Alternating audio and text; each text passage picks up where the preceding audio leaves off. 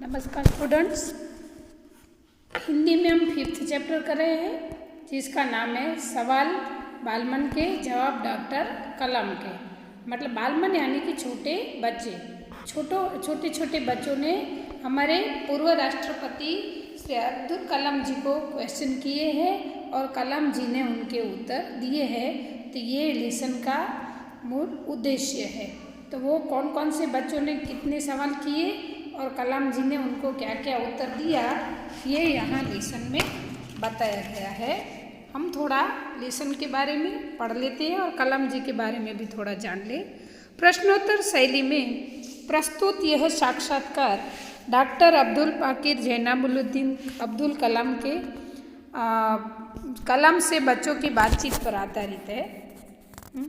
यहाँ पर स्टूडेंट आपको ऑनलाइन आंसर में पूछा जा सकता है कि अब्दुल कलाम का पूरा नाम क्या था। तो अबुल पाकिर जैनुलाब्दीन अब्दुल कलाम उनका पूरा नाम था। तो ये बच्चों के बीच जो ये साक्षात्कार यानी कि जो लाइव प्रोग्राम था, प्रश्नोत्तर यानी कि क्वेश्चन आंसर थे और वो लाइव प्रोग्राम था, वो हमारे सामने लेसन के रूप में प्रस्तुत किया गया है। यह बातचीत तब संपन्न हुई थी जब डॉक्टर कलाम राष्ट्रपति पद पर आसीन थे। वे बच्चों की जिज्ञासाओं का तुरंत उत्तर देने के लिए सदैव तत्पर रहते थे।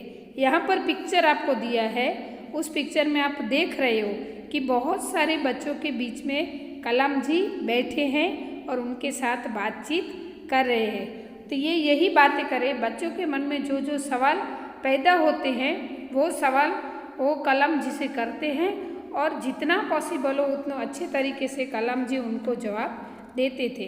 तो इस लेसन में हमें यही सीखना है कि कौन से बच्चे ने क्या सवाल किया और उनका क्या उत्तर कलाम जी ने दिया। पहला क्वेश्चन किया है आर अरविंद, कक्षा 3, saint max school Chennai. Chennai के स्टूडेंट ने पहला क्वेश्चन किया था और वो क्वेश्चन था, क्या आप अपने बचपन की कोई यादगार घटना हमें सुना सकते हैं। इस बच्चे ने कलाम जी को कहा कि क्या आप अपने बचपन की कोई घटना हमें याद हो, ऐसी घटना आप हमें सुना सकते हैं। डॉक्टर कलाम उनको उत्तर देते हुए कहते हैं कि कक्षा 5वीं के मेरे शिक्षक श्री शिव सुब्रमण्यम अय्यर की एक बात मुझे याद है।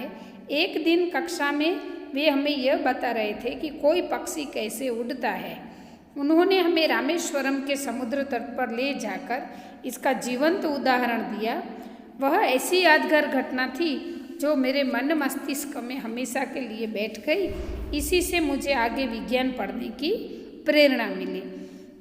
उत्तर देते हुए कलाम जी कहते हैं कि वो जब 5th स्टैंडर्ड में पढ़ते थे तब उनके जो टीचर थे वो जिसका नाम था शिव सुब्रमण्यम अय्यर, उनको इन्होंने क्वेश्चन किया था कि पक्षी कैसे उड़ सकता है।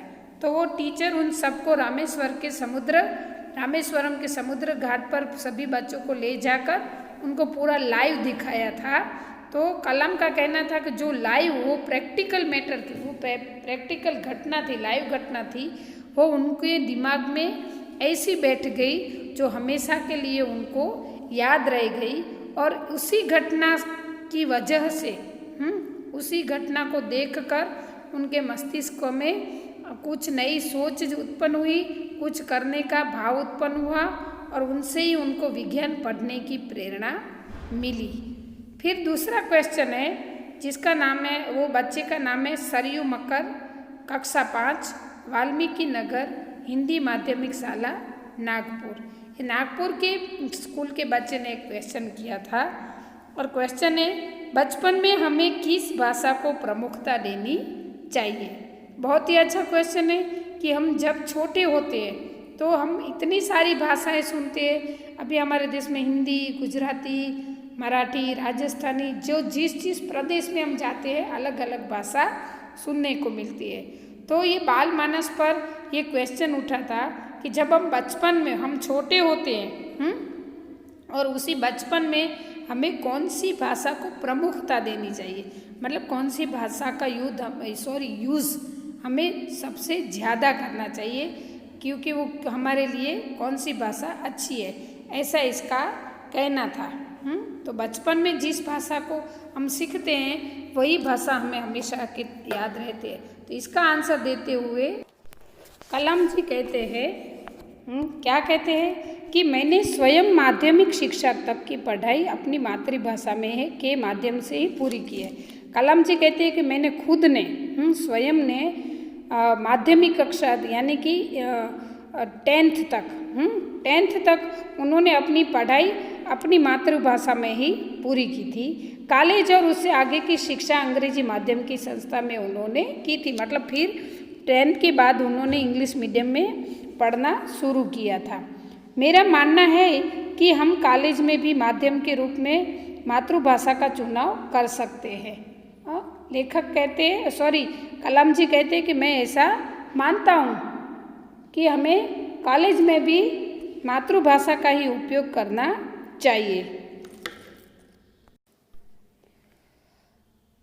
मेरा मानना है कि हम कॉलेज में भी माध्यम के रूप में मातृभाषा का चुनाव कर सकते हैं, मतलब कॉलेज में भी हम चाहे तो मातृभाषा का उपयोग कर सकते हैं, क्योंकि युवा अपनी मातृभाषा में ही सोचता है, उसी में अपनी बात सहजता से कहने में सक्षम होता है।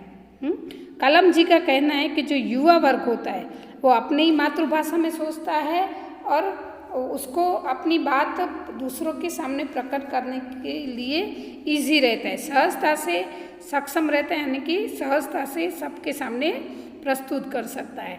पर इसमें कोई भी दो राय नहीं है कि वैश्विक स्तर पर संपर्क के लिए हमें अंग्रेजी जैसी एक संपर्क भाषा की नितांत आवश्यकता है। नितांत यानी कि बहुत ही आवश्यकता है। कलाम जी कहते हैं कि भले हम मातृभाषा का अभ्यास करें, लेकिन पूरे विश्व में, वैश्विक स्तर पे मतलब पूरे विश्व में हमें संपर्क बनाने के लिए, बनाए रखने के लिए हमें इंग्लिश का ज्ञान होना बहुत ही जरूरी है। इसलिए इंग्लिश सीखनी भी हमारे लिए आवश्यक है। फिर क्वेश्चन किया है अर्श पटेल, कक्षा 5, चंदूलाल विद्या मंदिर, मुंबई। क्या है क्वेश्चन? यदि हम आपकी तरफ बनना चाहे तो हमें क्या करना चाहिए? बहुत ही अच्छा क्वेश्चन पूछा है बच्चे ने कि आपकी तरफ बनना चाहे तो क्या कर सकते हैं। डॉक्टर कलाम आंसर देते हुए कहते हैं कि जब आप युवा अवस्था में कदम रखें तभी आपको जीवन में लक्ष्य निर्धारित कर देना होगा। हमेशा कुछ बड़ा सोचो। जैसे ही यह अनुभूति हो कि आप आखिर बनना क्या चाहते हैं, तभी से उस दिशा में प्रयास और श्रम प्रारंभ कर दो। कहने का अर्थ है कि जी तोड़ मेहनत करो। जो आप आगे प्रयास और आगे की ओर बढ़ोगे, आपका सामना बाधाओं तथा कठिनाइयों से होगा। आपको अपने अंदर दृढ़ साहस पैदा करना होगा। समस्याओं को पराजित करने में महारत हासिल करनी होगी, तभी जीवन में सफल हो पाओगे। पहले ये जरूरी है कि आप निरंतर ज्ञान अर्जित करो। कलाम जी कहते हैं कि सबसे पहले मेरे जैसा बनना है तो सबसे पहले लक्ष्य निर्धारित करो, क्या बनना है वो डिसाइड करो, और वो बनने के लिए जी तोड़ मेहनत करो। और उसमें चाहे कितनी भी मुश्किलें क्यों ना आए, उससे हार नहीं माननी है। और उस मुश्किलों का सामना करते करते हमें बहुत ही आगे बढ़ना है, तो अवश्य हम जीवन में प्रगति करेंगे और अपने लक्ष्य तक पहुंच जाएंगे। लेकिन उसके लिए हमें निरंतर यानी कंटिन्यू ज्ञान अर्जित करना है, मतलब पढ़ाई करनी है और ज्ञान प्राप्त करना है। अभी नेक्स्ट क्वेश्चन है, और क्वेश्चन किया है चिराग जैन, कक्षा 7, बॉम्बे कैम्ब्रिज अंधेरी मुंबई से। वह कौन सी बड़ी चुनौती है जिसका सामना हमें आज करना पड़ रहा है?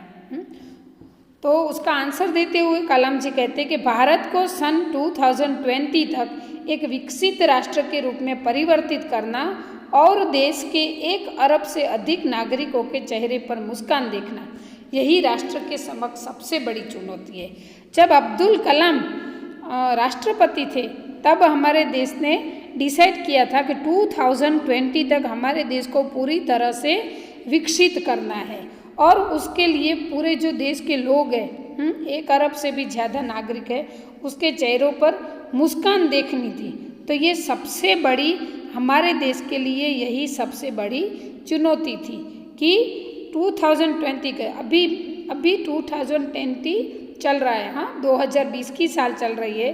तो कलाम जी का एक स्वप्न था कि 2020 तक हमारा देश पूरी तरह से विकसित हो सके। बच्चे, हम देखते हैं कि हमारा देश ने बहुत ही विकास कर लिया है, हाँ, बहुत ही आगे बढ़ा है, वो ऐसे ही महानुभावों की वजह से। अभी भी हम देख रहे हैं कि ये जो कोरोना जैसी महामारी सारे विश्व में, पूरे विश्व में फैली हुई है, लेकिन फिर भी भारत अपने तरीके से उसको कंट्रोल में लाने के लिए क्या क्या प्रयत्न कर रहे हैं, उसके जो चुनौतियां हैं उसका सामना कर रहा है। तो यही हमारे देश के लिए बड़ी चुनौती है कि जो परिस्थिति आती है उसका सामना कैसे करना है, हमारे देश के विकास के लिए हमें क्या क्या करना है, उसमें बीच में जो जो भी मुश्किलें आती हैं उस मुश्किलों को दूर करने के लिए वो देश के सभी नागरिकों को अपनी तरीके से तैयार रहना है, मेहनत करनी है और बहुत ही आगे बढ़ना है। ये लेसन का वीडियो यहाँ तक पूरा होता है।